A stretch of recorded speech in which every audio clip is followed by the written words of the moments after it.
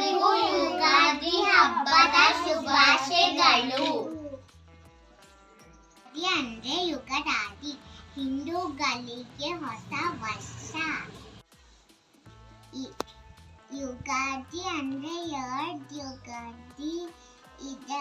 ಒಂದು ಯುಗಾದಿ ಚಾಂದ್ರಮಾನ ಯುಗಾದಿ, ಇನ್ನೊಂದು ಸೌರಮಾನ ಯುಗಾದಿ. ಪುರಾಣದಲ್ಲಿ ಇದರ ಬಗ್ಗೆ ಅನೇಕ ಕಥೆಗಳಿವೆ. ಒಂದು, ಬ್ರಹ್ಮದೇವರು ಬ್ರಹ್ಮಾಂಡವನ್ನು ಸೃಷ್ಟಿ ಮಾಡಲು ಶುರು ಮಾಡಿದ ದಿನ. ಎರಡನೇದು, ಮಹಾವಿಷ್ಣುವು ಮತ್ಸ್ಯದ ರೂಪ ತಾಳಿ ಜಲಚರ ಪ್ರಾಣಿಗಳನ್ನು ರಕ್ಷಿಸಿದ ದಿನ. ಮೂರನೇದು, ರಾಮನು ರಾವಣನನ್ನು ಸಂಹರಿಸಿ ಅಯೋಧ್ಯೆಗೆ ಹೋಗಿ ರಾಜ್ಯಭಾರ ಮಾಡಿದ ದಿನ. ನಾಲ್ಕನೇದು, ಕೃಷ್ಣನ ದ್ವಾಪರ ಯುಗ ಮುಗಿದು ಕಲಿಯುಗ ಶುರುವಾದ ದಿನ. ಈ ದಿನವು ನಾವು ಬೇವು ಬೆಲ್ಲ ತಿನ್ನುತ್ತೀವಿ.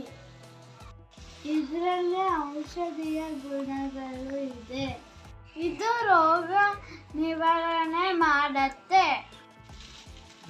ಬೇವು ಬೆಲ್ಲದ ಹಾಗೆ ನಮ್ಮ ಜೀವನದಲ್ಲೂ ಕಷ್ಟ ಸುಖಗಳು ಬರುತ್ತೆ.